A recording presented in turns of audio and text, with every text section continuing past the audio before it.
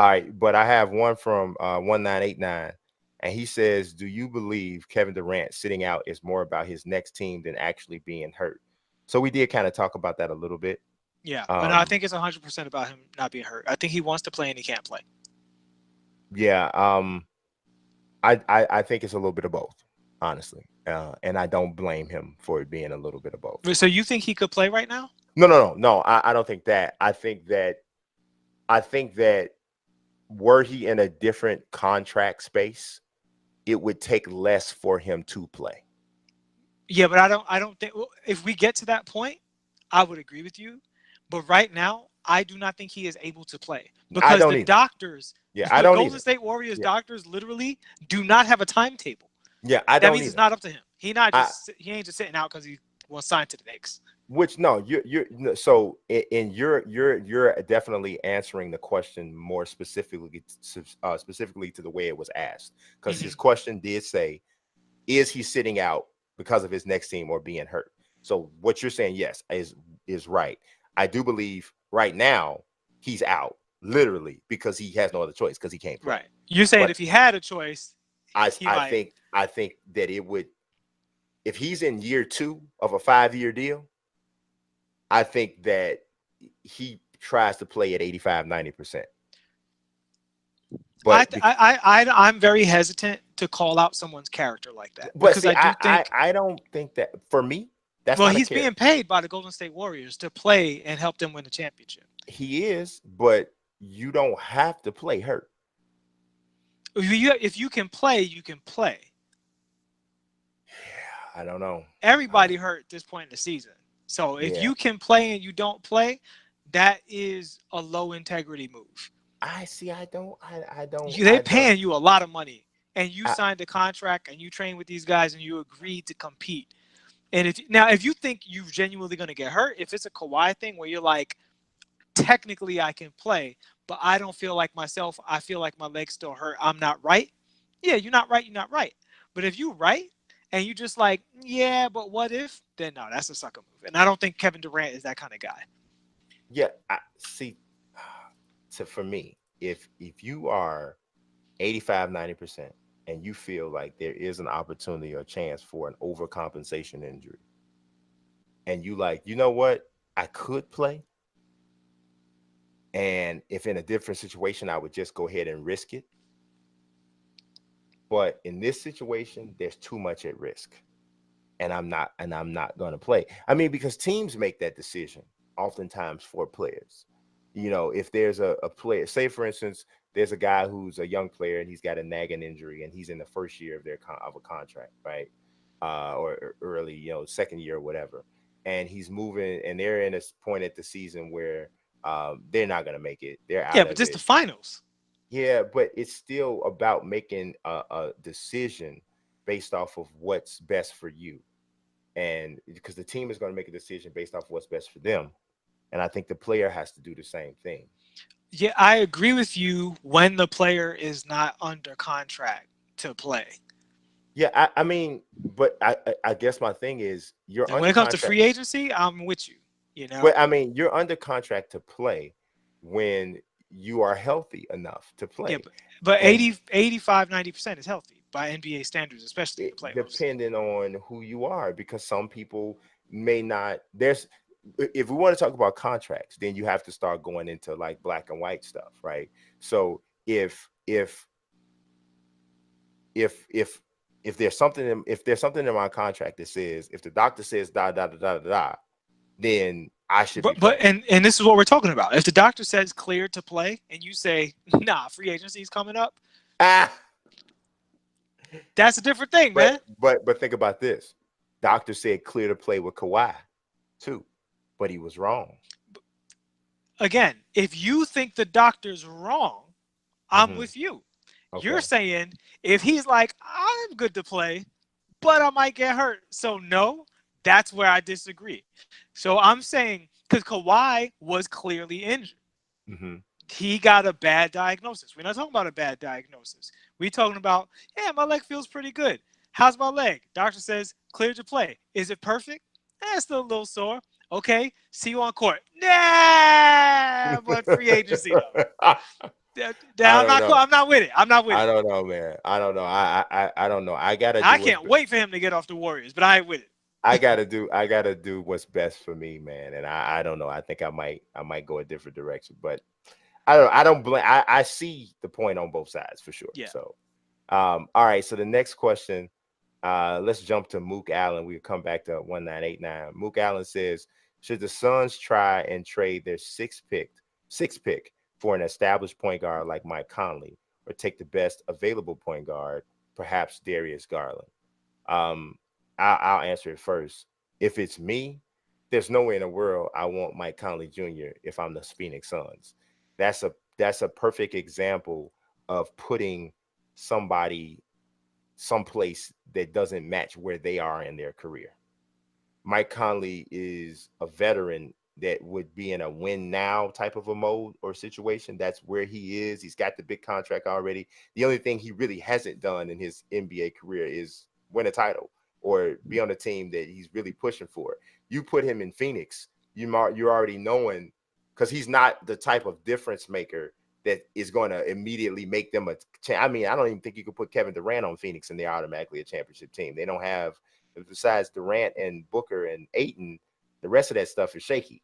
You know what I mean? So I don't, yeah. No, I would they say need to not they that. need to pick up if they're going for point guards. They need to pick up a Moutier who's developed into a nice solid guard. They just need a solid guard to hold down the fort if they're not going to draft a point guard. If they trade that draft pick, it should either be to trade up to get a guy that they don't think they can get, Mm-hmm. or to get a young player from a team that isn't going to be able to use that asset.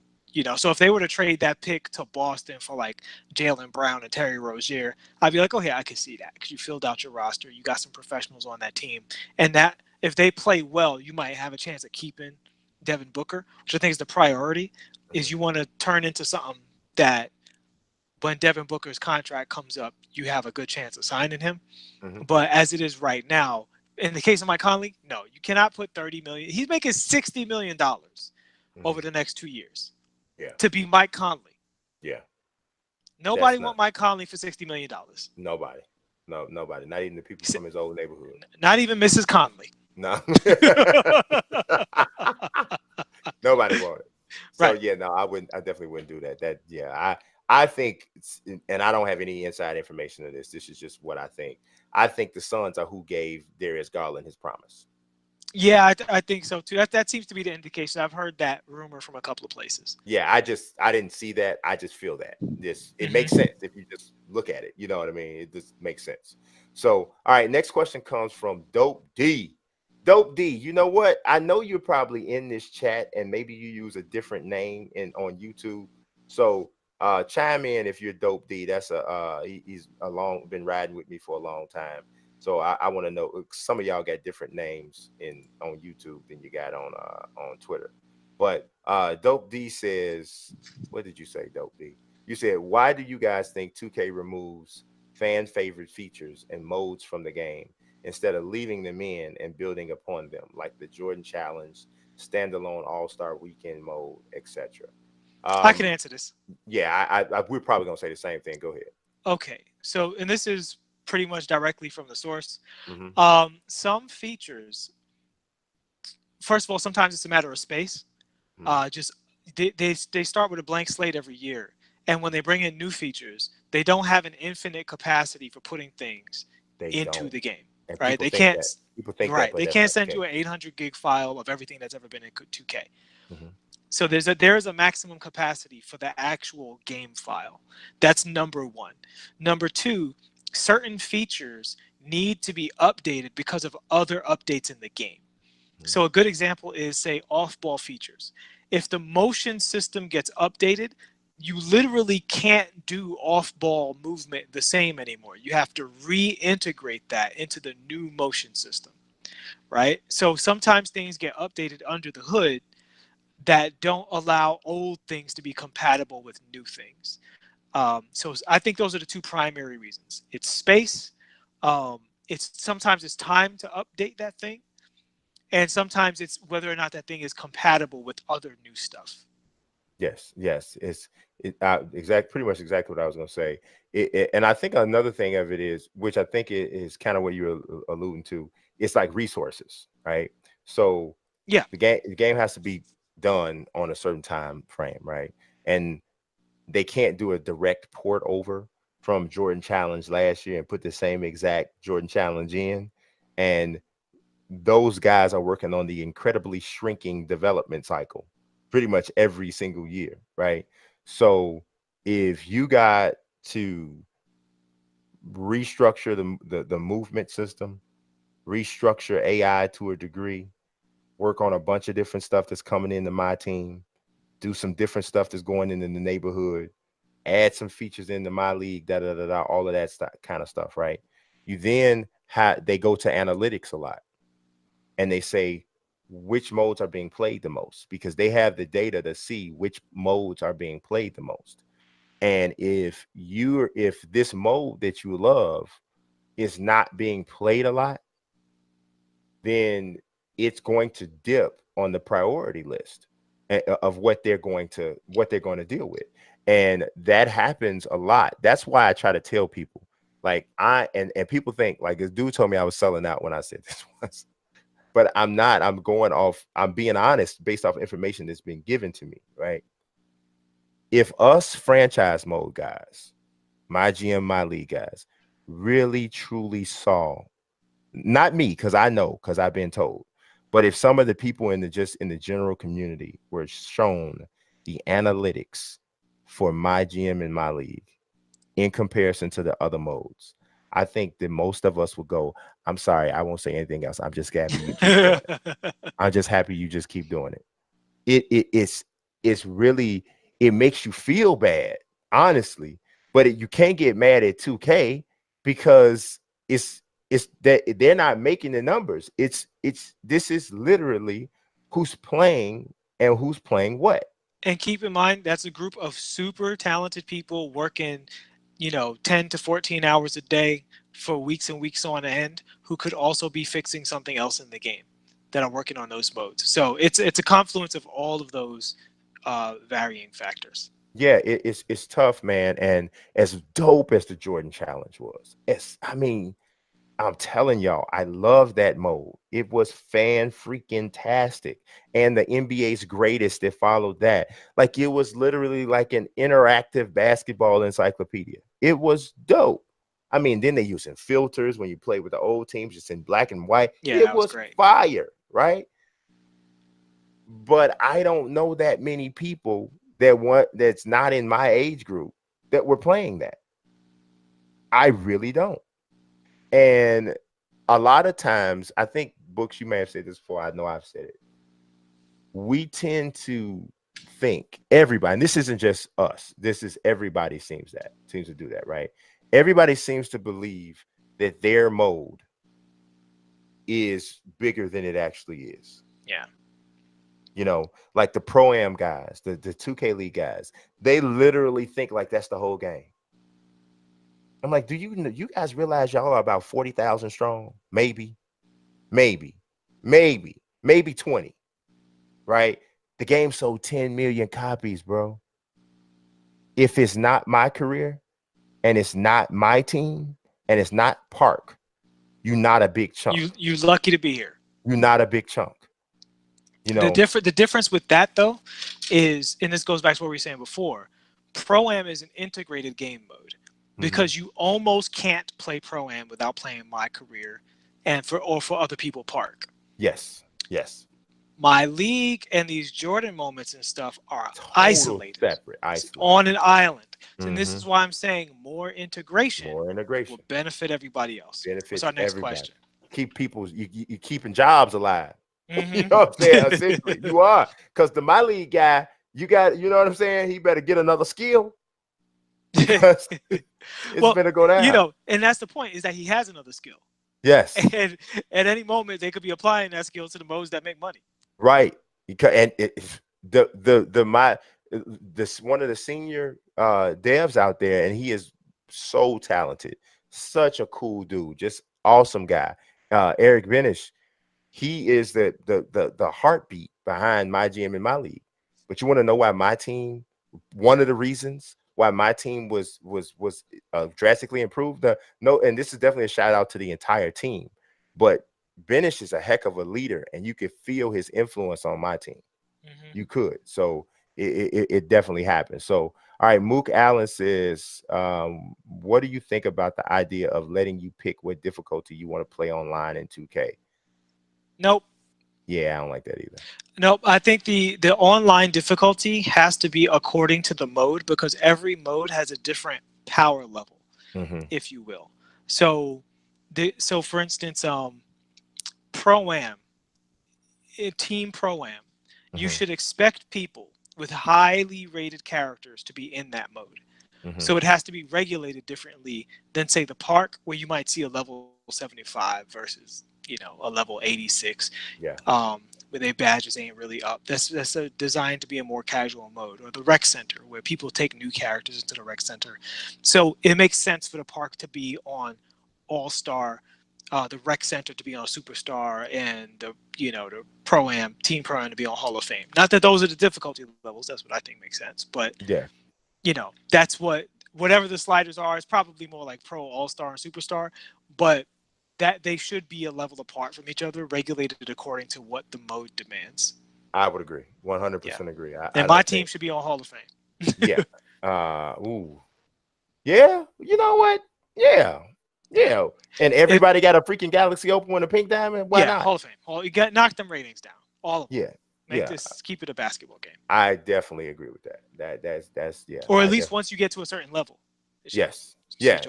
Like, it should be, you should be on difficulty tiers. Yeah. But no, you don't get to choose because it's competition. Yes, you don't. Only with your friend. I will say this. I think your My Court should be full-sized so that you can play with your friends in all of the game modes from 1v1 up to 5v5, and you should be able to choose the difficulty in those custom games. I think Mook Allen meant play now online. I think that's what he. No. You eat what you are served.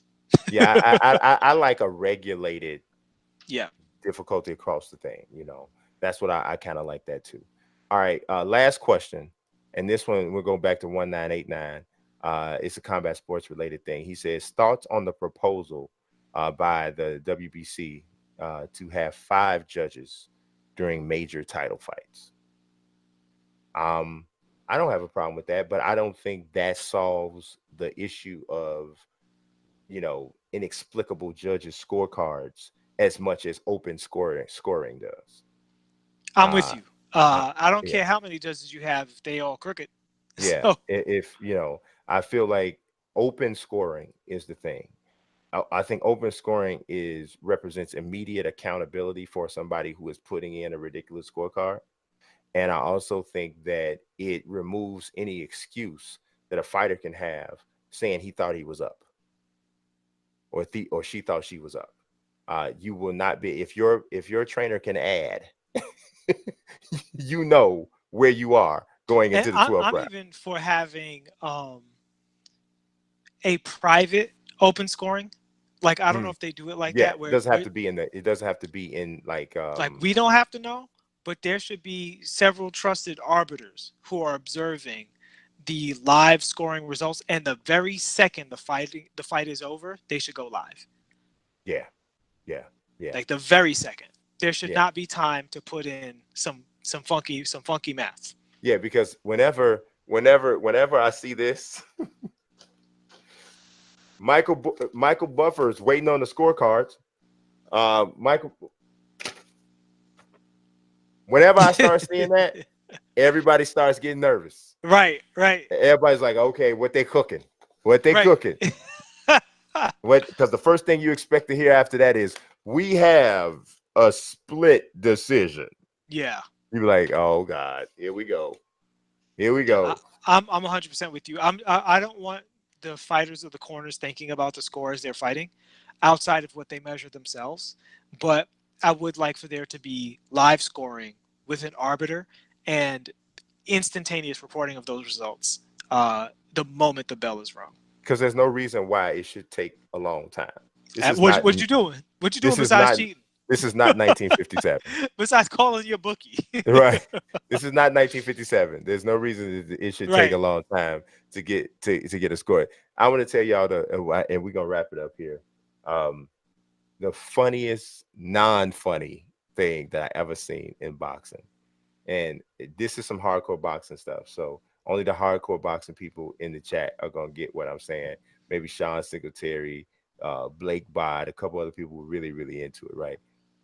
Two great fighters, Hall of Fame guys, one of the greatest ever, two of the greatest ever, Aaron Pryor and Alexis Arguello, right?